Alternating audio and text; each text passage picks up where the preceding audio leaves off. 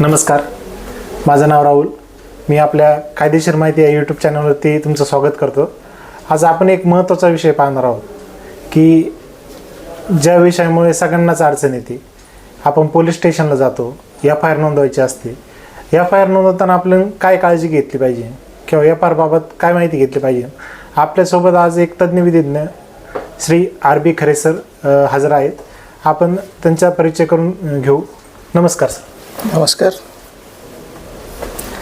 माझं नाव राजू खरे. ILS law college Pune इथून लॉ पूर्ण केलं मी.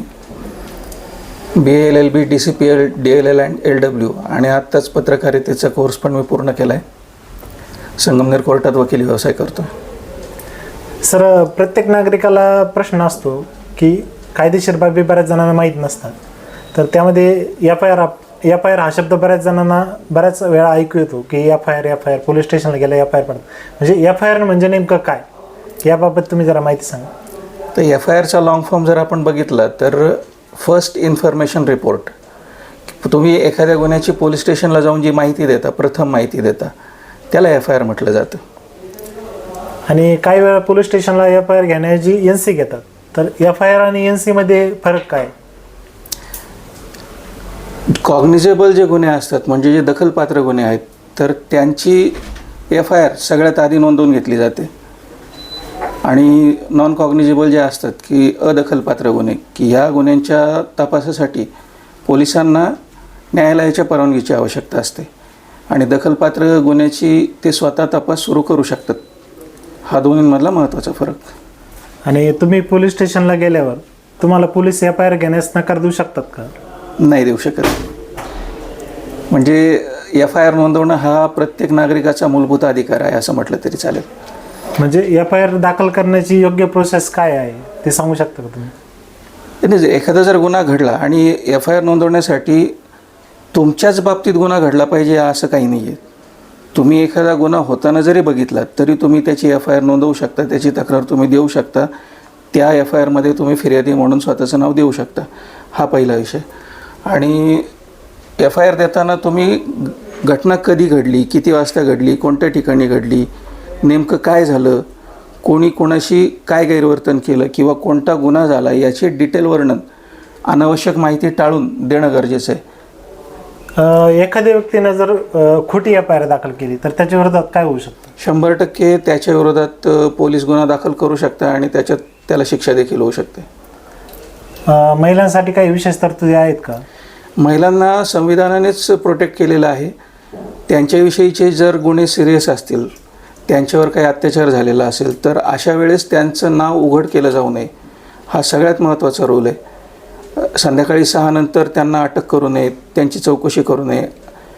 गंभीर गुन्हा असेल तर त्यात थोड्याशा तरतुदी वेगळ्या होतील, परंतु त्यांची चौकशी करताना महिला पोलिसांनीच करावी.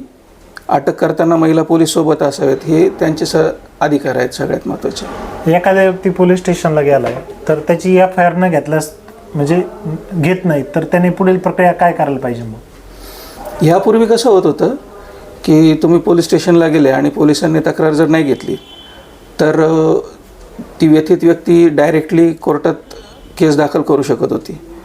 परंतु अलीकडच्या बदललेल्या नियमांप्रमाणे तुम्ही त्यांच्या वरिष्ठांकडे आधी तक्रार करणं गरजेचं आहे. मग ते DYSP असतील, SP असतील, DCP असतील, आणि काही विशिष्ट परिस्थितींमध्ये तुम्ही उच्च न्यायालयात देखील रिट दाखल करू शकता.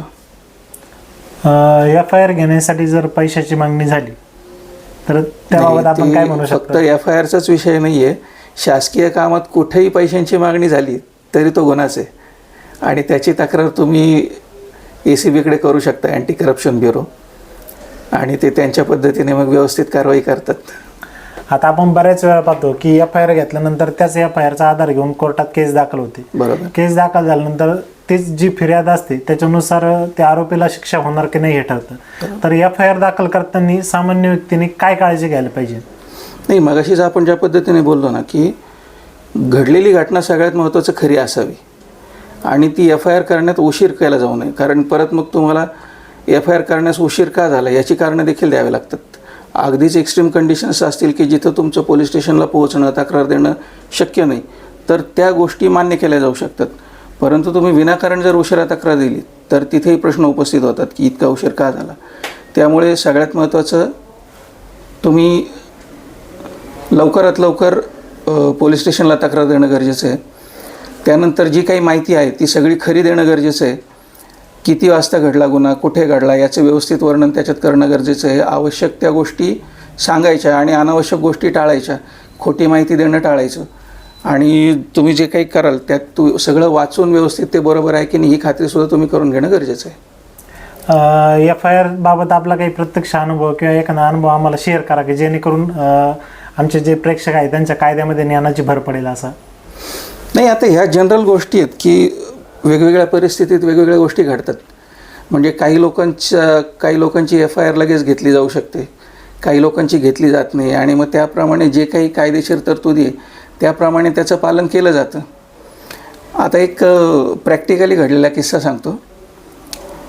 एका कोर्टात म्हणजे एका व्यक्तीची ॲक्सिडेंट झालेला होता गाडीचा आणि त्याची तक्रार पोलीस काही घेत नव्हते.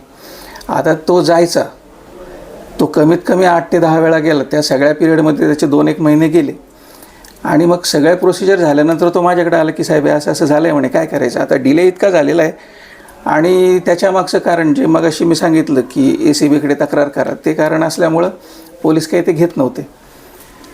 मग त्याची आम्ही कोर्टात केस दाखल केली. साहजिक कोर्टाने मला तोच प्रश्न विचारला की इतका लेट का झाला. आता मी उत्तर देताना सांगितलं काय सांगता येणार नाही म्हटलं. ती कोर्टालाही कळालं काय आहे आणि मग त्यानंतर पुढचे आदेश झाले. बरोबर. अशा गमती होत असतात. चला, अशाच कायदेशीर माहितीसाठी आम्हाला फॉलो करा आणि व्हिडिओ आवडल्यास नक्की लाईक करा. आणि आपल्याला काही कायदेशीर अडचण असतील तर सरांचा नंबर खाली दिलेला आहे, त्याच्यावरती तुम्ही कॉन्टॅक्ट करून सरांना आपल्या शंका विचारू शकता. धन्यवाद. धन्यवाद.